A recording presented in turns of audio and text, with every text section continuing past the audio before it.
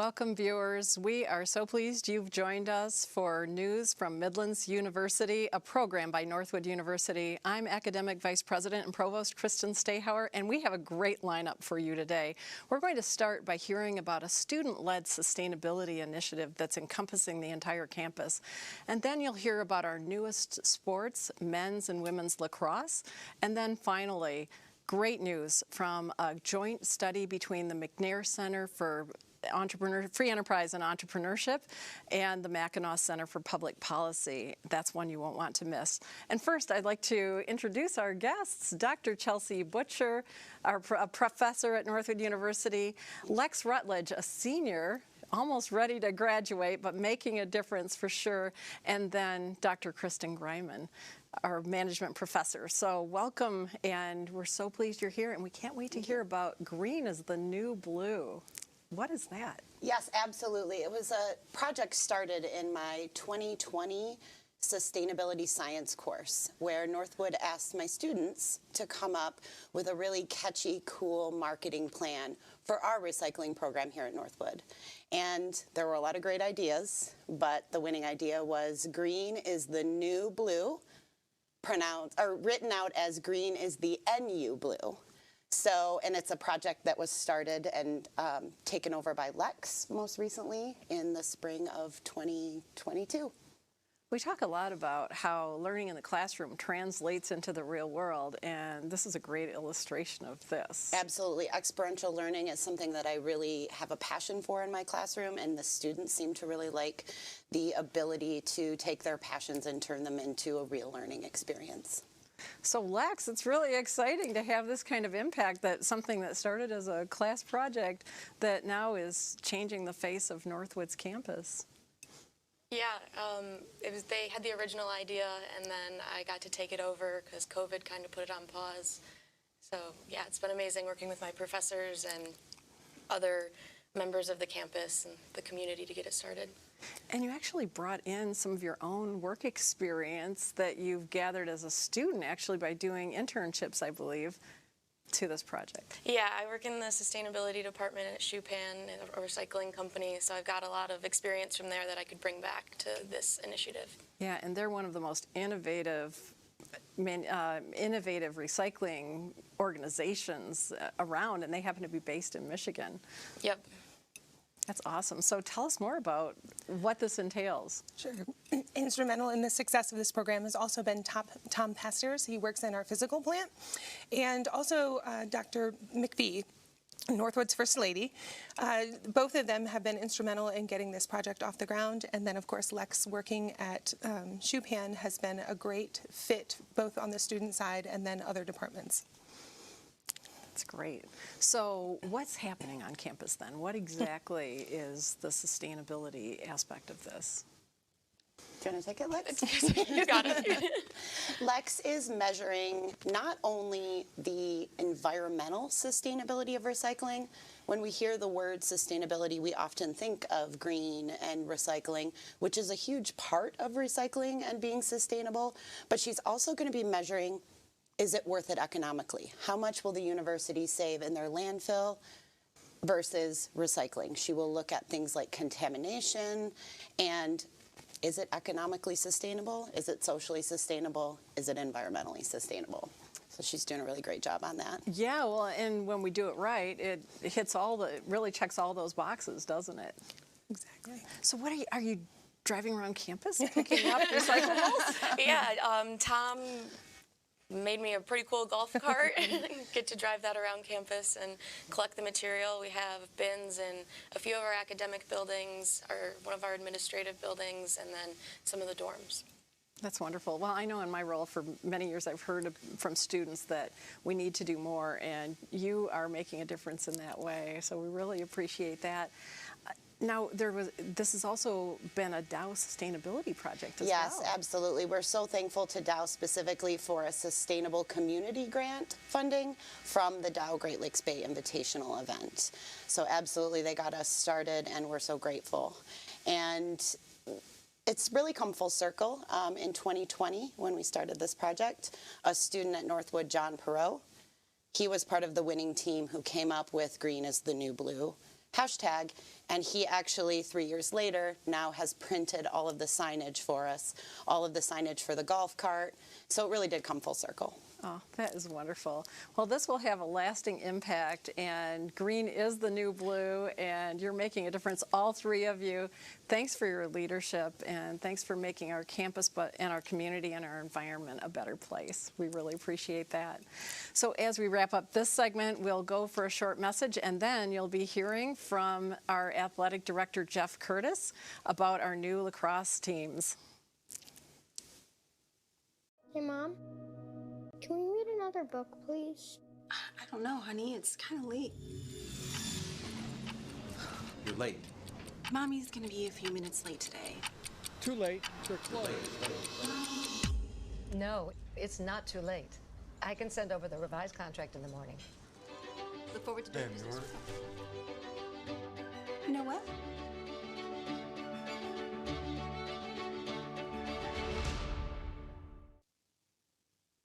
Welcome back, viewers, and welcome Jeff Curtis, Athletic Director at Northwood University. You have some great news for us about an expansion of our sports teams. I do. Thank you for having me. Very excited to be here today to talk about men's and women's lacrosse adding to our sports portfolio. How did that decision come about? It's been in the works for a little while. I think it's a sport that's very emerging in the Midwest, and it's one of the more popular sports for high school sports right now and gaining popularity by the day. We felt it was a great opportunity to add some sports and enhance student life and athletics in general, so it was a great decision. I agree. And it's not the first time Northwood has had a lacrosse team. That's correct. So in the 90s, 92 to 99, we had a varsity men's lacrosse team. And this will, however, be the first time that we have a women's varsity lacrosse team. Wonderful. A lot must be underway to prepare the way, selecting coaches, et cetera. It is a very long process, and national search was done, and it is currently ongoing to find two really good candidates to lead these two programs. This next year, we will have a coach in place for both programs to start recruiting student athletes, to build the roster, to build the team. So they'll be playing some exhibition games in their first year, not at the varsity level, continuing to build the rosters. And then the following year in 24-25, we will be competing at the college level. Yes, and that'll be in the GMAC conference, right? Yeah, that's correct. So the Great Midwest Athletic Conference, we refer to it as the GMAC. We're excited to join and add lacrosse. There's currently 7 teams in the women, and there's 9 teams for the men. That's wonderful. Well, and it's so important at Northwood University, the holistic view of our students, and lacrosse. There are the aspects of the sport, but there's also the aspects of the personal and professional development that go along with that. There is, as with most sports. President McDonald mentioned it's more than just the cradling, the shooting, the scoring, the scooping. It's more about the leadership and having level-headed people on the field, and just working on the perseverance and all things that our students really embody at Northwood University. It just makes it a really good fit. Well, personally, I'm really excited about getting out there and seeing our teams in action, and we really appreciate all that you do, Jeff, in terms of leadership and really emphasizing the student part of student-athlete and making sure we're developing young men and women to be free enterprise leaders who are well-rounded. Yeah, that's a big part of what we do, and we're, as I mentioned, just very excited to get this going and continue our tradition of excellence and continue to push things forward. Well, it definitely enhances our campus, our life, and also our community here in the Great Lakes Bay region. So I agree. Thank you for joining us today, Jeff, and good luck with that search and with launching that team. It'll be a nice enhancement. Thank you. And next, we have an exciting new study on natural gas that's a collaboration between the McNair Center and the Mackinac Center for Public Policy. But first, a message from Northwood University. We've never met, but we know you. You've got big plans for your career and your life. Yes, I love it. You're the overachiever, the go-getter with the entrepreneurial spirit. This is such a cool idea. We could definitely... You're also guided by this inner compass, your true north. Yeah, we know you. And maybe it's time for you to know us. Welcome back, viewers. We're so pleased to welcome back two guests, Dale Matchek and Jason Hayes, to talk about a study that was done in a collaboration between Northwood's McNair Center and the Mackinac Center for Public Policy on natural gas. Dr. Dale Matchek is the chair of our economics department and the David E. Fry Professor of Free Market Economics. And Jason Hayes is the director of environmental policy at the Mackinac Center for Public Policy. You've joined us before. We're really excited about hearing about this recent collaboration and study, and must mention our beloved colleague, Tim Nash, who was not able to join us today, but very instrumental in this study as well. So, Dale, could you start us off a bit about how this came about? Well, it came about through the McNair Center, and it was one of their issues that they were interested in. And Tim Nash, as you know, is the head of the McNair Center, and he came up with the idea and then got us involved in the project, and it ballooned from there, and it produced what we hope will be the beginning of a whole new line of research at the McNair Center into the economics of energy.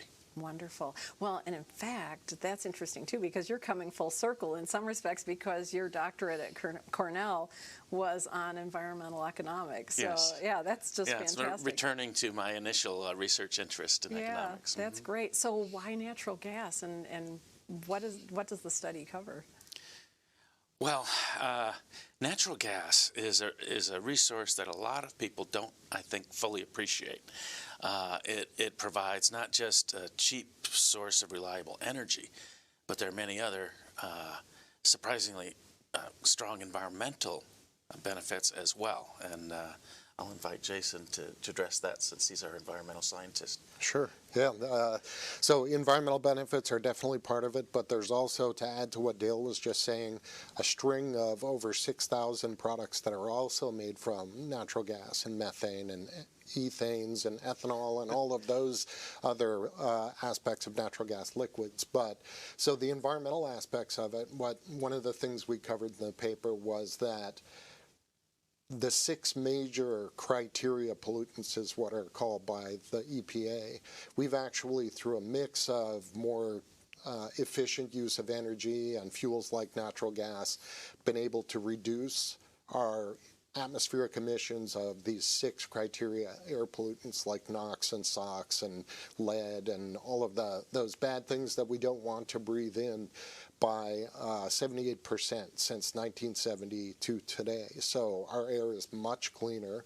And then for those that are concerned about climate change, using natural gas has actually allowed us to reduce our CO2 emissions by 20 to 25%, depending on which year you cite, from 2005 levels. So we're actually doing extremely well. We're switching and upgrading older equipment like our old coal plants, and that the coal plants that have literally just timed out, they've lived out their life cycle, and now it's time to replace them with something. When we replace them with natural gas, it's just a cleaner burning fuel, it's more efficient, and so we're getting the benefits of new technologies and also a cleaner fuel. So we cover some of that in the study. That's great. And something else that you have touched upon as well, not only are there the benefits, but it's very abundant too. Yeah, so from an economic perspective, there was a huge investment in the development of natural gas because of some technological improvements that happened in the first part of the 21st century. And the development of our so-called shale gas brought down the price of natural gas dramatically. And actually, we report in a study that it's been estimated it saves the average American household about $2,500 a year in costs, and that's annually. So you can imagine over the decade, that's a substantial that definitely amount. Adds up. That's an energy dividend, I guess, or natural gas dividend. We were saying it's like having someone just hand you a new car or something like that. It's over a 10-year period, because that's what you'd probably keep a car for. But yeah, basically you can afford a car for free because of the savings brought by natural gas. And not to mention, we think about, as consumers, the cost of energy, but for businesses, the cost of, and especially energy-intensive businesses, the cost of energy is a huge factor in their investment and where those investments take place. And if the sources of energy are unreliable or expensive, they're not going to get that business investment that an economy needs to grow. And that supports job creation and high living standards. So a cheap and abundant source of energy is very important from a business perspective as well. So often there's this trade-off. It's positioned as an either-or on renewables. Could you speak to that in terms of just balancing our energy sources? Yeah, definitely. We've been focused on building a lot more renewables, wind and solar primarily, because people are, again, concerned about climate change. But one of the things that gets kind of overlooked or people may not fully understand is that wind and solar are intermittent, often unreliable, or what I term weather-dependent sources of energy. And so if the wind's not blowing, your wind turbines are not producing electricity. If the sun isn't shining like it does every day at night, right, we lose the sun, or if it's cloudy or something like that, or if snow is falling and it's covering the solar panels, well, then those solar panels are not producing electricity. And so what you need then in the interim, in the actual majority of the time that these sources of energy are not producing electricity, is you need something reliable that you can turn on quickly. When the wind stops blowing, it happens suddenly, and you're left without. You need, it's called a fast ramping fuel. So you can fire up a gas turbine or something like that very quickly, and it can replace or smooth out that electricity supply. And so gas is the thing that we're relying on to do that. So it actually pairs very well with renewables. So when people tell you, oh, we've got to get rid of fossil fuels, as long as we're using wind and solar, we're going to need that fossil fuel for sure for several decades more. Thank you for that. And then what messages can policymakers take from this study? Well, one of the biggest obstacles to energy development or a rational energy policy is, I think, wishful thinking. The Energy Information Administration says that we're going to continue to be reliant on fossil fuels, for the next couple of decades. And during that time, it makes sense to develop those resources that are the cleanest, that are the least expensive, that allow us to pursue energy independence. And, as we all know from recent events in Europe, that is a worthwhile objective of national energy policy. Because the U.S. is such a fantastic supply of natural gas, an abundant supply, all of those things are achievable. But politicians need to send the signals to the market so that entrepreneurs can make the long-term and risky investments necessary to develop those resources. If they're sending the wrong signals, we're only going to need it for 2 more years or 3 more years, then they're not going to be developed, or banks aren't going to be lending to the businesses so that they can make those necessary investments. Yeah, and we also, we just discussed how renewables actually need natural gas. One of the other issues, a lot of policymakers or elected officials will be thinking that, well, if we stop producing natural gas, then we're protecting the environment, right? You'll hear that sort of thing regularly, but actually North American oil and gas producers, North American miners, all of those, they operate in a much more efficient, much more clean manner. So if we shut down natural gas production in North America, then the world is going to go to Russia or Saudi Arabia or some other source, because they are not going to stop using the gas. It's going to still be demanded, so people will just find another producer. Okay, so what we're doing... That may not be as clean. Correct. That's it, exactly. So what we want elected officials and policymakers to understand is, if gas is being produced here in North America, whether it's in the U.S. or Canada, then we're actually doing it much more cleanly and efficiently under much more strict environmental regulations, much more strict labor regulations. So a lot of the working conditions that employees work under in Russia or other countries are not as friendly, I'll say. So we're doing a much better job producing that energy here. It's more clean, it's more efficient, it's more affordable, all of those good things. So when people tell you, oh, we're protecting the environment by not producing that here, they don't appear to understand the full picture. And so we're hoping through this paper we can start to educate policymakers on that. Well, and the general public, because I think general energy literacy is a huge, I think that's one of the motivations for the McNair Center to pursue this, because there's a lot of misconceptions around energy policy. I mean, here's an example of the whole picture, right? One of the biggest threats to environmental sustainability is land use. And the effects of developing natural gas on land use are really beneficial. They're very positive. It has a very small land footprint compared to many of the other sources that people are talking about. And natural gas is used as a feedstock and fertilizers that allow us to grow more food on less land. Right.